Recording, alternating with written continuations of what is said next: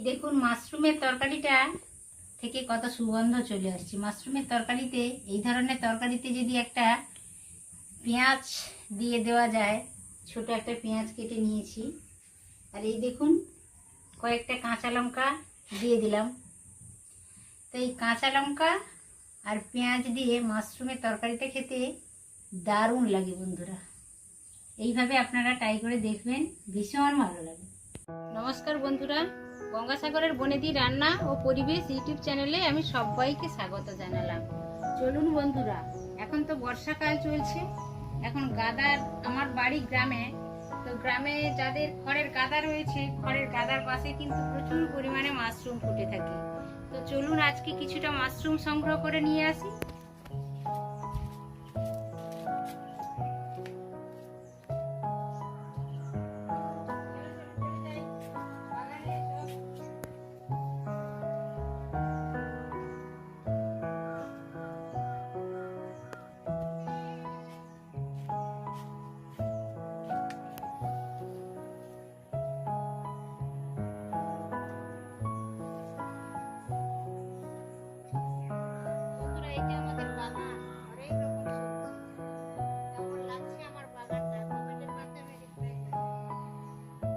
দেখুন বন্ধুরা, কচু গাছগুলো কত বড় হয়েছে, দেখুন কি দারুণ দেখাচ্ছে। আর আপনারা কি কখনো তিল গাছ দেখেছেন? এই দেখুন তিল গাছ কত বড় হয়েছে, কি দারুণ ফুল হয়েছে তিল গাছে।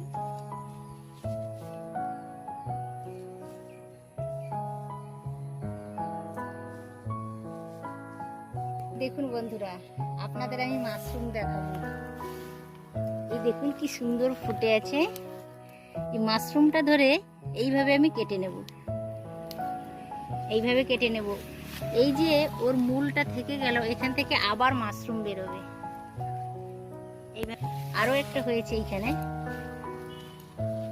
এইভাবে কিছুটা অংশ রেখে, গোড়াটা রেখে এইভাবে কেটে নিলাম। এই যে দেখুন,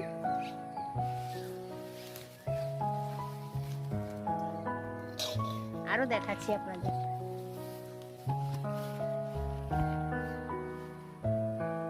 এখানে একটা উপরে হয়ে আছে, দেখুন কি সুন্দর ছাতার মতো ফুটে আছে বলে একে আমরা ছাতুও বলে থাকি।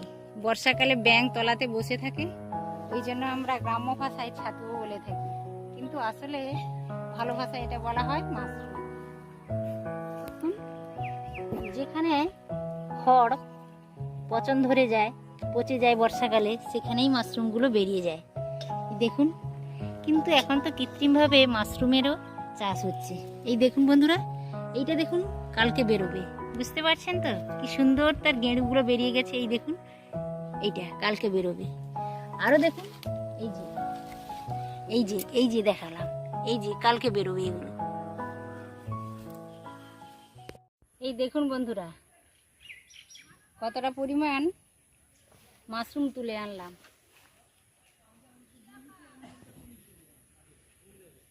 এই দেখুন বন্ধুরা, আজ তো আমি মাশরুমটা তুলে আনলাম, আর এই দেখুন একটা পরিষ্কার ন্যাকড়াও আমি নিয়ে নিয়েছি।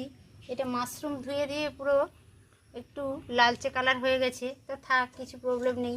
এই দেখুন মাশরুমগুলো কি সুন্দর।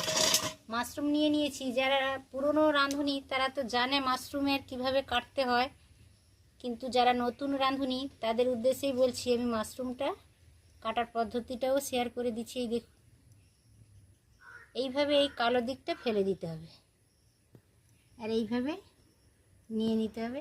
আবারও দেখাচ্ছি, এই দেখুন মাঝখান বরাবর ভেঙে নিয়ে এইভাবে তুলে নিতে হবে আস্তে আস্তে করে। এই কালো দিকটা ফেলে দিতে হবে।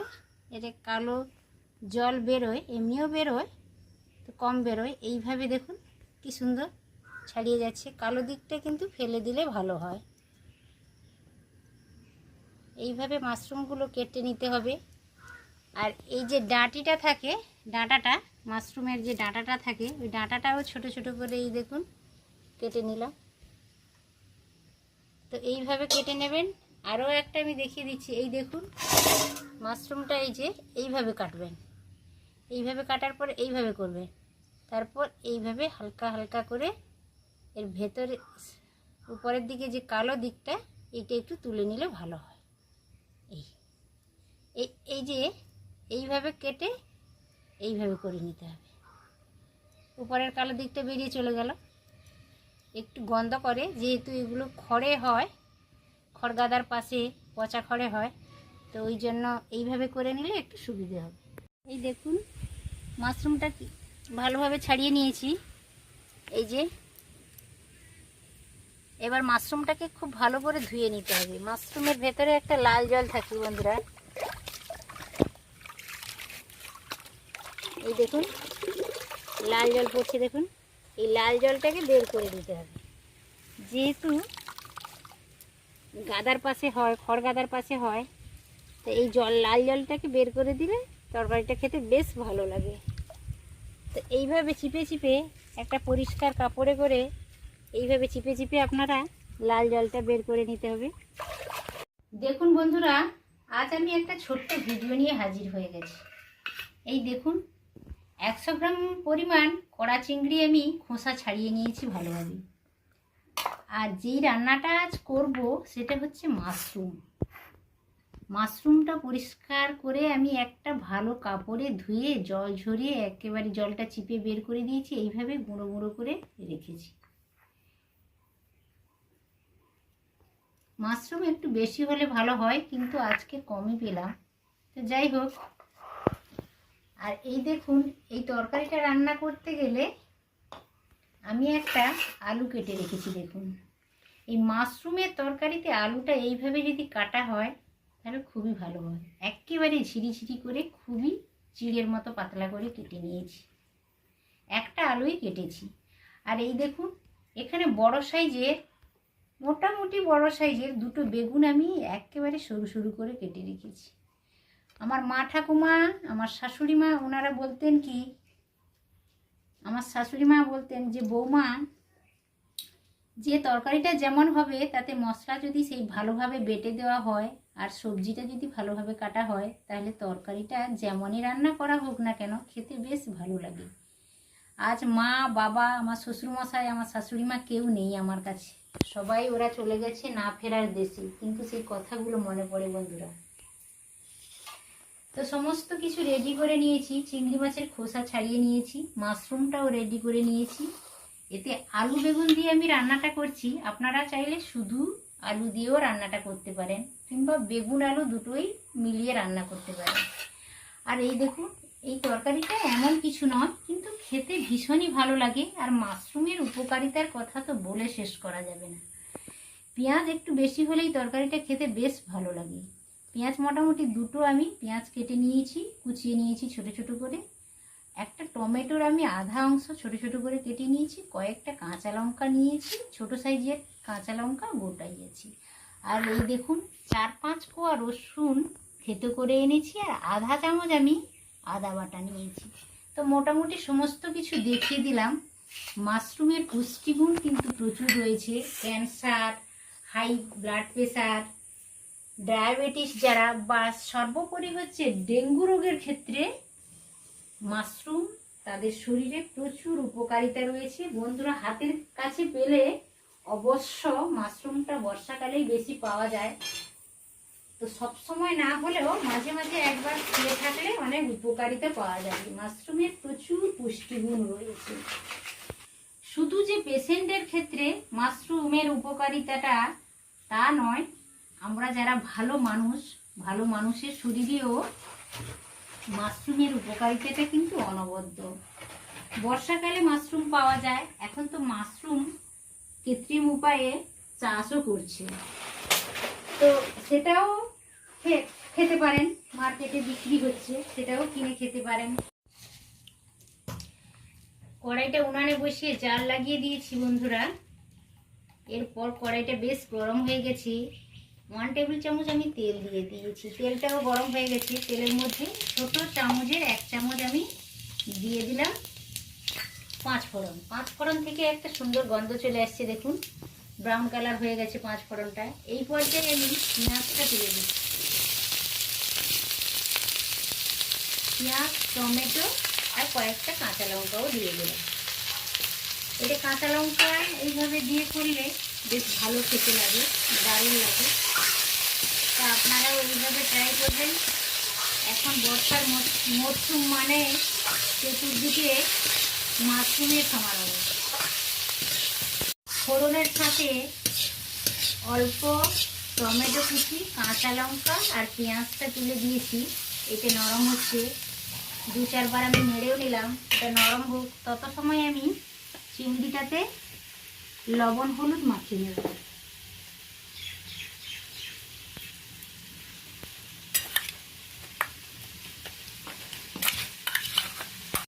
এই দেখুন পেঁয়াজটা বেশ নরম হয়ে গেছে, পেঁয়াজের কাঁচা ভাবটা নষ্ট হয়ে গেছে। এই পর্যায়ে বন্ধুরা অল্প রসুন বাটা, অল্প আদা বাটা দিয়ে দেবো। এটাকে আরও বেশ কয়েকবার নেড়ে মোটামুটি একটা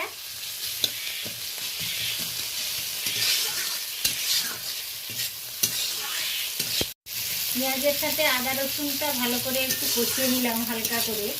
এই দেখুন, এরপর আমি চিংড়ি মাছটা দিয়ে দেবো। চিংড়ি মাছের আলাদা করে ভাজার এই তরকারিতে কোনো প্রয়োজন নেই বন্ধুরা, এমনি পেঁয়াজের সাথে ভালো করে আমি ভেজে নেব।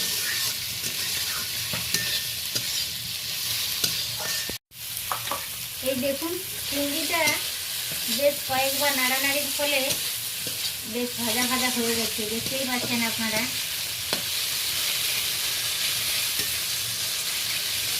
এই পর্যায়ে এই একেবারে সরু সরু করে কেটে রাখা আলুটা দিয়ে দেবো। মাশরুমের আলু কিন্তু এইভাবে পাতলা পাতলা করে কেটে নিলে খুবই ভালো হয়, তরকারিটা খেতে খুবই ভালো হয়। একই সাথে কেটে রাখা একেবারে সরু সরু করে কেটে রাখা বেগুনটাও দিয়ে দিলাম। এইভাবে একবার রান্না করে দেখুন বন্ধুরা, খেতে কিন্তু দারুণ লাগে। সমস্ত কিছু ভালো করে এইভাবে নেড়ে নেড়ে তরকারিটা রেডি করতে হবে। একটু হালকা আঁচে করলে ভালো হয়, যারা উনানে করবেন কিংবা যারা গ্যাসে করবেন সবাই একটু হালকা আঁচেই করবেন। আমি স্বাদ মতো লবণ দিয়ে দিলাম, তরকারিটা অল্প তো এখন আমি কমই লবণ দিলাম, প্রয়োজন হলে পরে দেবো। হলুদ দিয়ে দিলাম। আর এই তরকারিটাতে আমি গুঁড়ো লঙ্কা ব্যবহার করব না, আপনারা চাইলে একটু গুঁড়ো লঙ্কাও ব্যবহার করতে পারেন, তাতে ভালো লাগবে, খারাপ লাগবে না। সমস্ত কিছু বেশ 2-3 বার আমি উল্টে পাল্টে নেড়ে নিলাম। এই পর্যায়ে বন্ধুরা একটা ঢাকনা চাপিয়ে দেবো। ঢাকনা চাপিয়ে চাপিয়ে রান্নাটা করতে হবে। এটাতে মনে হচ্ছে জল ব্যবহার করতে হবে, খুব যদি প্রয়োজন হয় তাহলে অল্প জল দেবো, না হলে জল ব্যবহার করার কোনো প্রয়োজন নেই। একটু পরেই আমি ঢাকনা খুলে নেড়ে দেবো আর মাশরুমটা অ্যাড করব। ঢাকনাটা খুলে দিলাম। দেখুন সমস্ত ভালোভাবে সিদ্ধ হয়ে গেছে। তো এই পর্যায়ে সবজিগুলো ভালোভাবে সিদ্ধ হয়ে গেছে। এই পর্যায়ে যেটা করতে হবে বন্ধুরা, মাশরুমটা যোগ করে দেবো। এই দেখুন মাশরুমটা আমি একেবারে মুঠো করে চিপে জলটা বের করে দিয়েছি, আরও অল্প জল আছে বের করে দিচ্ছি। এইভাবে ছড়িয়ে দেবো। মাশরুমটা খেতে তো খুবই ভালো লাগে, একবার এইভাবে রান্না করে দেখুন কেমন লাগে, কমেন্টের মাধ্যমে আমাকে উত্তর দেবেন কেমন লাগে। এবার আমি সবজির সাথে মাশরুমটা ভালোভাবে মিশিয়ে নিই। এটাতে আর জল দেওয়ার দরকার নেই, দেখতেই পাচ্ছেন তরকারিটা একেবারে রেডি হওয়ার মতো হয়ে গেছে। মাশরুমটা ছড়িয়ে দিলাম, 2-4 বার নেড়ে নিলেই তরকারিটা একেবারে খাওয়ার মতো রেডি হয়ে যাবে। এইভাবে আরও কিছু সময় উনানে বসিয়ে রাখবো আর হালকা আঁচে রান্নাটা করতে হবে। হালকাভাবে আমি একবার নেড়েও নিলাম বন্ধুরা, নিচে হালকা হালকা বসে যাচ্ছে। তো এই পর্যায়ে দেখুন আধা চামচেরও কম আমি জিরে গুঁড়ো দিয়ে দিলাম। ওপর থেকে একটু জিরে গুঁড়োটা যদি ছড়িয়ে দেওয়া যায়, প্রায় কমপ্লিট হয়ে এসেছে। আধা চামচ ধনে গুঁড়ো ছড়িয়ে দিলাম, বেশ দারুণ একটা সুগন্ধ চলে আসে। তো ভালো করে একটু মিশিয়ে নিচ্ছি। আপনারা চাইলে আরও একটু আগেও জিরে গুঁড়ো ধনে গুঁড়োটা অ্যাড করতে পারেন, কোনো অসুবিধা নেই। এই ধরনের একটা তরকারি যদি থাকে খাওয়াটা বেশ জমে যায়, দারুণ লাগে খেতে। গরম ভাতের সাথে অল্প সবজি দিয়ে মাশরুমের এই তরকারিটা দুর্দান্ত লাগে। মাশরুমের তরকারিটা একেবারে রেডি হয়ে গেছে। এই পর্যায়ে যদি সাইড থেকে অল্প সরষের তেল ছড়িয়ে নামানো যায়, তেল তো শরীরের পক্ষে ভালো নয় বন্ধুরা, তাও বেশ একটা সুগন্ধ আছে, খেতে ভালো লাগে। অল্প তেল আমি ছড়িয়ে দিলাম, তরকারিটা একেবারে রেডি হয়ে গেছে। এক দুবার নেড়ে এইভাবে নামিয়ে নেব। এই দেখুন মাশরুমের তরকারিটা থেকে কত সুগন্ধ চলে আসছে। মাশরুমের তরকারিতে, এই ধরনের তরকারিতে যদি একটা পেঁয়াজ দিয়ে দেওয়া যায়, ছোট একটা পেঁয়াজ কেটে নিয়েছি, আর এই দেখুন কয়েকটা কাঁচা লঙ্কা দিয়ে দিলাম। তো এই কাঁচা লঙ্কা আর পেঁয়াজ দিয়ে মাশরুমের তরকারিটা খেতে দারুণ লাগে বন্ধুরা। এইভাবে আপনারা ট্রাই করে দেখবেন, ভীষণ ভালো লাগে। দেখুন বন্ধুরা, মাশরুমের তরকারি তো আমার রেডি হয়ে গেছে। এর আগেও আমি মাশরুমের তরকারি শেয়ার করেছি আপনাদের সাথে, মাশরুমের রেসিপি, সেখান থেকেও দেখে নিতে পারেন আমার চ্যানেলে ঢুকে। তো আজ আমি এইভাবে করলাম, একটু সবজি দিয়ে মাশরুম রেডি করলাম।